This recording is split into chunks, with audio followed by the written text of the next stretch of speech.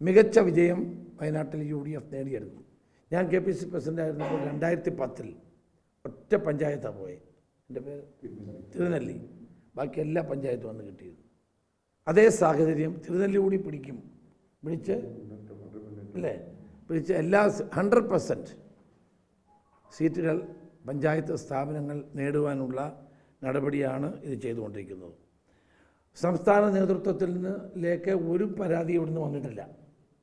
എല്ലാവരും ഇവിടെ നിന്ന് കാര്യങ്ങൾ ചർച്ച ചെയ്ത് പരിഹരിച്ചാണ് മുന്നോട്ട് പോയിട്ടുള്ളത്. അതുകൊണ്ട് തദ്ദേശ സ്വയംഭരണ സ്ഥാപന തെരഞ്ഞെടുപ്പിൽ UDFന് വയനാട് വൻതോതിലുള്ള വിജയമുണ്ടാകും എന്ന കാര്യത്തിൽ ഞങ്ങൾക്ക് ആത്മവിശ്വാസമുണ്ട്.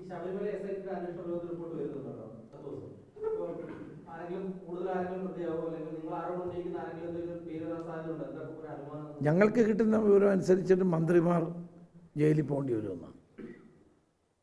അടുത്ത ഊഴം മന്ത്രിമാരുടെയാണ്. കാരണം മന്ത്രിമാരുണ്ടെന്നാണല്ലോ, അല്ലെങ്കിൽ ഉന്നതരായ ആളുകളുണ്ടെന്നാണല്ലോ പത്മകുമാർ പറഞ്ഞതായിട്ട് നിങ്ങൾ വാർത്ത കൊടുത്തത്.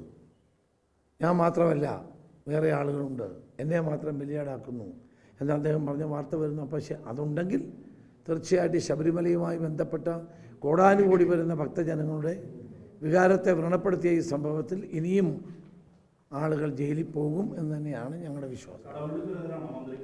കടകംപള്ളി ആയിരുന്നല്ലോ അന്നത്തെ കാലത്തെ മന്ത്രി. ഞാൻ പിന്നെ അങ്ങനെ വ്യക്തിപരമായി പറയേണ്ടെന്ന് വെച്ചിട്ടാണ്.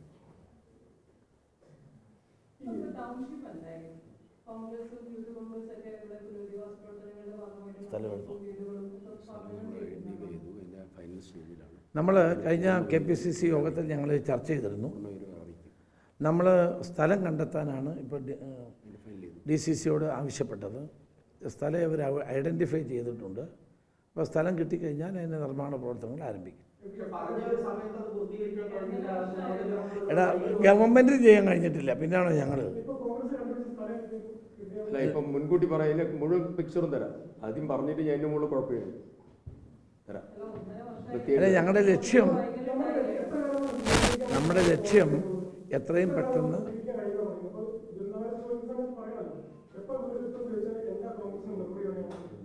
ഞങ്ങൾ വളരെ കൃത്യമായിട്ട് പറഞ്ഞു.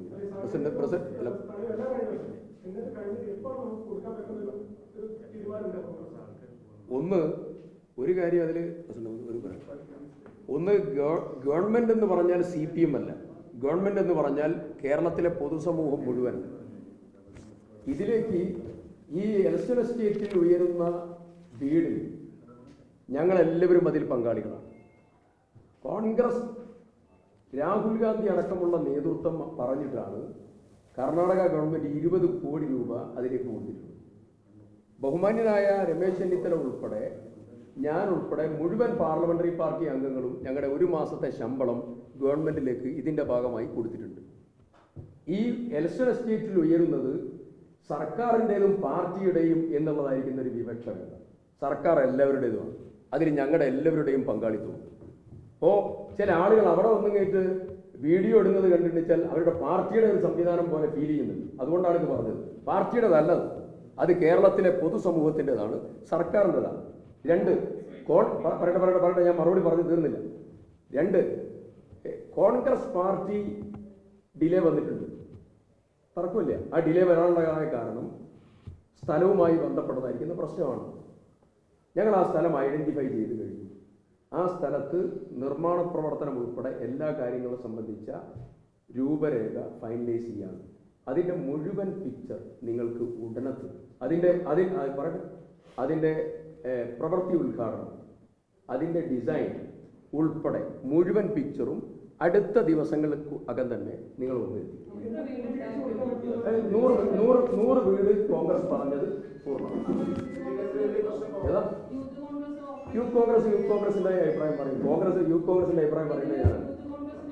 അല്ലല്ല, യൂത്ത് കോൺഗ്രസിന്റെ അഭിപ്രായം പറയേണ്ടത് മുൻ പ്രസിഡന്റാണ്, ഇപ്പോഴത്തെ കോൺഗ്രസിന്റെ മുൻ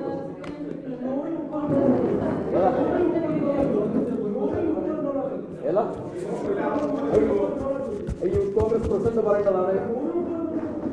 രാഹുൽ ഗാന്ധി പറഞ്ഞ 100 വീട്, അതിന് ഏത് രീതിയിൽ ആ വീട് പൂർണ്ണമാക്കണം, ആരൊക്കെ അതിൽ ഉണ്ടാവും ഉണ്ടാവില്ല എന്നുള്ളത് പാർട്ടി തീരുമാനിച്ച് പറയും. ഓക്കെ അത് KPC പറയും, അത് KPC പറയും. ഞാനതിന്റെ അത് പറയേണ്ട ചുമതലക്കാരനല്ല. നിസ്സാരല്ല. ഓക്കെ അതിനെപ്പറ്റി